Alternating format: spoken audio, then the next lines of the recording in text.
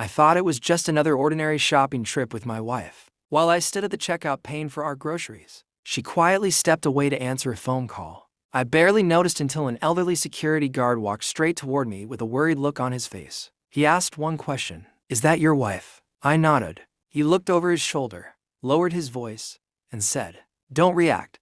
Just come with me. You need to see this yourself." At that moment, my entire world began to fall apart. My name is Ethin, and my wife, Lilly, and I had been married for 6 years. We trusted each other completely. At least, I believed we did.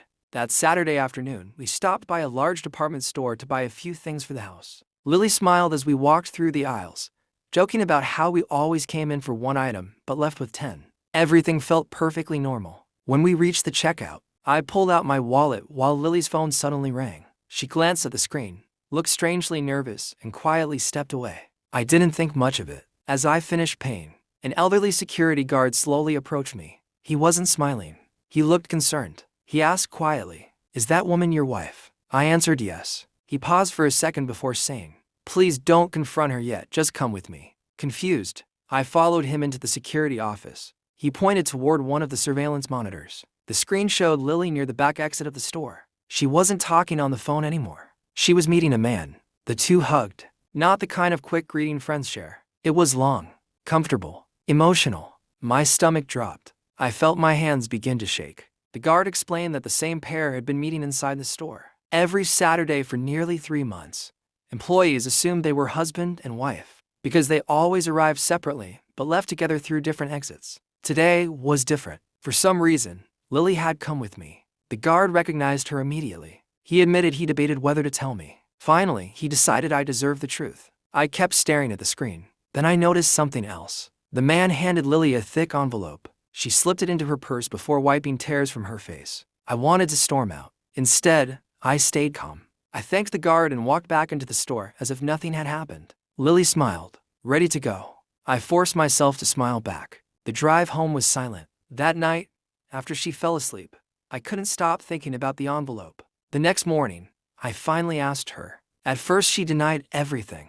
Then I mentioned the security cameras. Her face turned pale. She burst into tears. She admitted the man was someone from her past. Years earlier, before we met, his family had helped her through the hardest period of her life after her parents passed away. Recently, he had been diagnosed with a serious illness and had no one left. Lilly secretly met him every week to help pay his medical bills because he refused to accept charity publicly. The envelope contained cash, not love letters, not divorce papers, money. She said she hid it because she knew I'd insist on helping, and she didn't want us to drain our savings. I wanted to believe her, but one question remained. Why hide it from me? She looked into my eyes and whispered, "Because I was afraid you'd lose trust in me before I had the chance to explain." For days, I struggled with everything I'd seen. The hug, the secrecy, the lies. Eventually, Lilly introduced me to the man herself. Everything she said was true. He thanked us with tears in his eyes. That moment changed everything.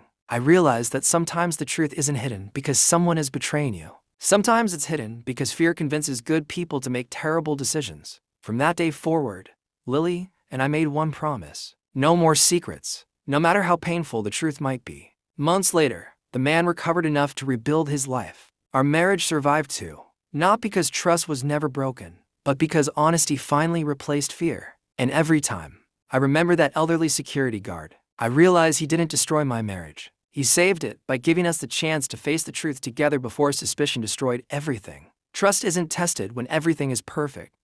It's tested when silence creates doubt and fear fills the empty spaces. One unexpected moment inside a crowded store nearly ended a marriage built over years. But the truth proved stronger than assumptions. That elderly security guard reminded me that sometimes the hardest conversations become the very reason relationships survive. If he had stayed silent, I might have spent the rest of my life believing a lie. Instead, I learned that honesty, even when painful, gives people a chance to rebuild what secrecy almost destroys. Sometimes the greatest act of kindness is helping someone discover the truth before it's too late. As I walked away from that experience, I realized how close I had come to making the biggest mistake of my life. One moment of anger could have destroyed a marriage built on years of love and sacrifice. We often believe our eyes tell us the whole story, but sometimes they reveal only half the truth. That day taught me that patience can save relationships, while assumptions can destroy them forever. Every secret carries a reason, but only honest conversations reveal whether that reason comes from betrayal or fear.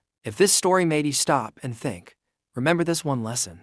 Before you walk away from someone you love, make sure you've heard the entire truth. Sometimes the ending you fear the most becomes the beginning of a stronger, more honest future together.